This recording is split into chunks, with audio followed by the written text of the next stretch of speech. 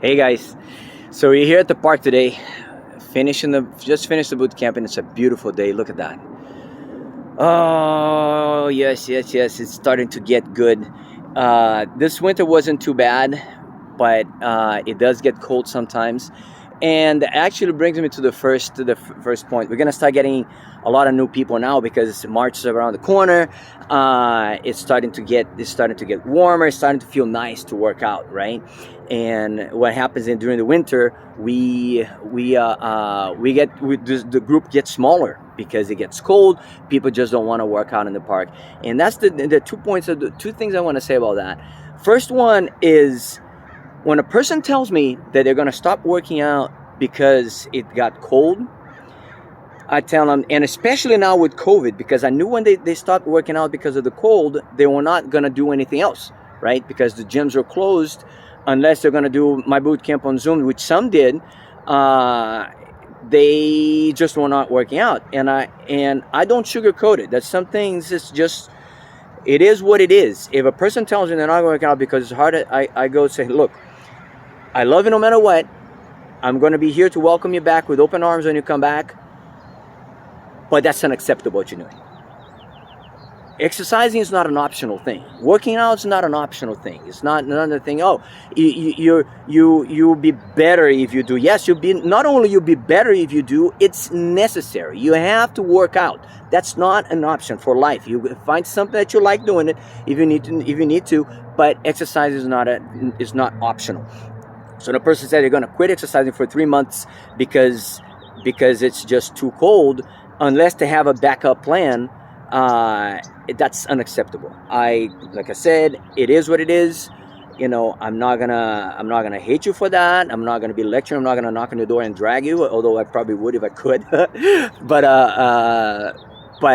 it's what you're doing is not acceptable. Some things are not acceptable, and you just gotta say, okay, if you're doing it, you're still doing it, but it's not acceptable. Okay, so that's the first thing, and also as far as working out when it gets, I love the park because it gets cold in the winter, it gets hot in the summer, never too hot. I actually cancel the class if it's over 100. But and sometimes we're here in the winter, we're here and you look in the grass and it's covered in frost. And my hardcore boot camps are still here, and I love it.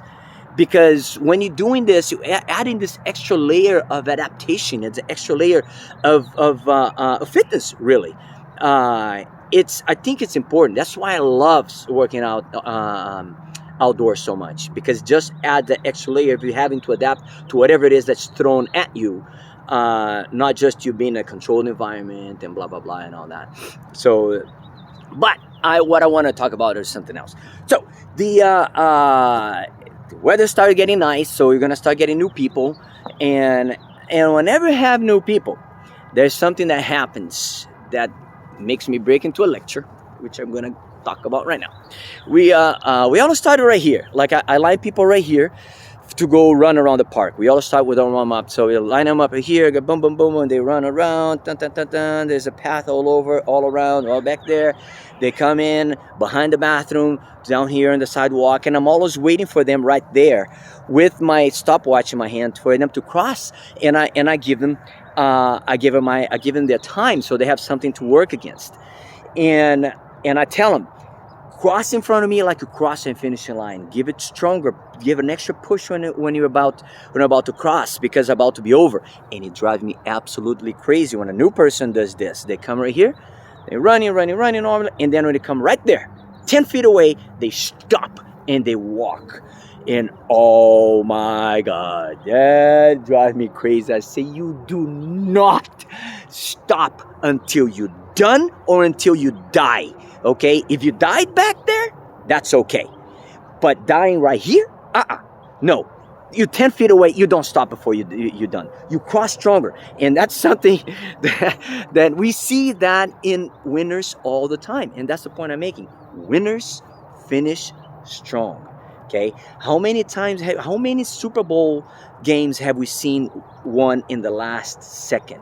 How many basketball games have been won when the ball was in the air, when the buzzer goes, and boom, it flips the game at the last second. How many fights have we seen that the fighter was doing better, was winning by points and all that, and in the last round he drops the guard and boom, and he's down, he's done, he's over.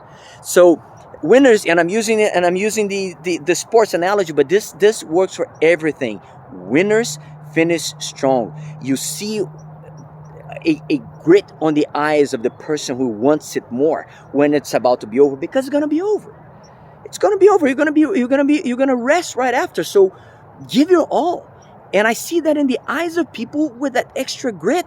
And when I see a person like that, it's like, oh, we have a natural winner. But this can't be cultivated.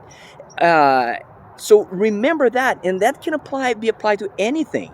I'm using sports, but it can be applied to like a job interview, like in a job interview and you did great, and all of a sudden you drop the ball and it's kind of give it a reclosing, and when you leave, they're like, I don't know why this was good, but I don't know why there's not that, you don't know why you didn't get it. Well, because you dropped the ball at the last minute, or in a project, or when you're competing with someone for anything.